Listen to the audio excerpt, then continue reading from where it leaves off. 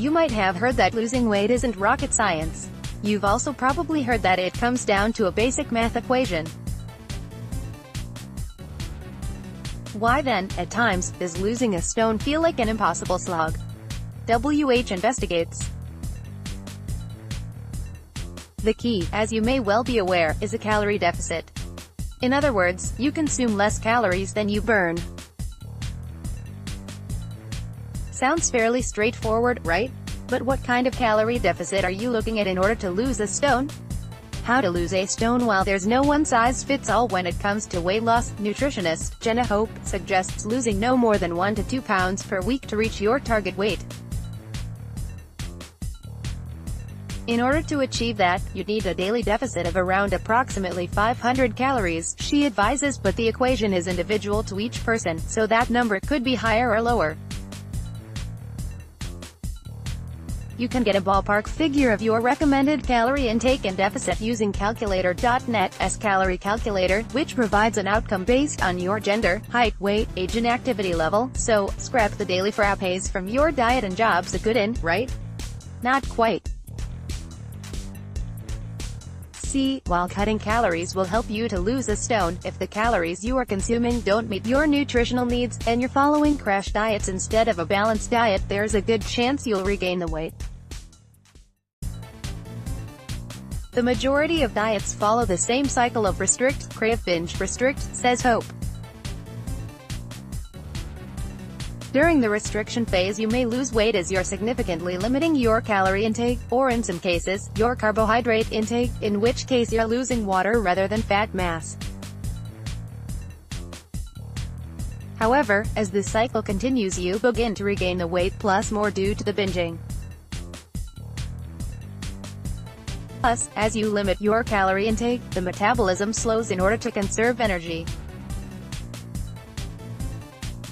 As a result, over a prolonged period of crash dieting the rate at which you burn energy is significantly reduced, she adds. And the higher your metabolic rate, the more efficient your body is at burning calories. And, as if that weren't bad enough, quick fix or very limiting diets can also have a pretty negative effect on your mental health. We are programmed to eat to avoid emotions, says Dr. Sherry Jacobson, clinical director at Harley Therapy. If we miss a day of a diet, we tell ourselves, you are a failure. You didn't lose enough on the diet. You should have lasted one more day. Other people lost more on this diet. You have no self-control, which means we are going to turn right back to food. Instead of depriving yourself, Jacobson recommends focusing on how healthy eating makes you feel.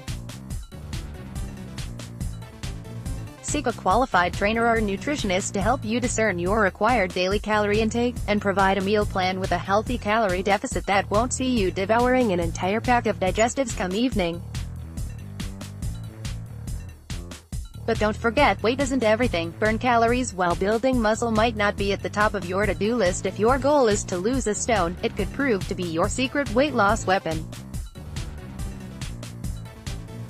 Yes, really. For starters, more muscle means a faster metabolism, which, you already know, means that your body burns more calories. Still with us? And while you might not notice much of a difference on the scales if you're building muscle whilst you're losing weight because muscle is pretty damn heavy, you will be able to see the changes, which is why it's important to track weight loss by taking body measurements, weekly selfies and calculating body fat percentage, which should be somewhere between 15 to 25% for non-competing women, according to Lee Clayton, PT at Embody Fitness. Not sure where to begin? Try the WH Transform 12-week plan. Aside from providing visible results, it'll introduce you to gym equipment you maybe haven't used before. And although it's only a short-term plan, as Clayton says, following a regime such as this will teach excellent habits that you can use moving forwards. And then, it's time to become acquainted with the weight rack. A program that focuses on weight training with progressive overload and great form is ideal, says Clayton. It will easily give the best bang for buck in terms of longevity, and increasing strength will improve your ability to work at higher intensities. And working at a higher intensity equals more calorie burn, due to your heart rate reaching the fat-burning zone. But that's not to say you should discount other forms of exercise. Find ways of exercising that are fun for you personally, whatever that may be: dance, long walks in nature, or climbing, says Jacobson. It's when we do things from a place of wanting ourselves to feel good that we start to form habits that last. How to keep the weight off? It's one thing shifting the weight, but keeping it off is a whole different protein ballgame. Something most of us are guilty of that can cause us to regain weight is overeating.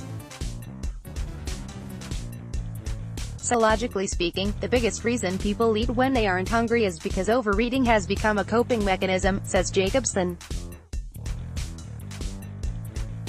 We overeat to stave off overwhelming emotional pain, or to avoid facing how bored and unhappy we are. A good way to prevent habitual eating when you aren't hungry is by pausing prior to putting that piece of chocolate in your mouth. Jacobson suggests taking a 2-minute mindfulness break whenever you feel like you want to eat.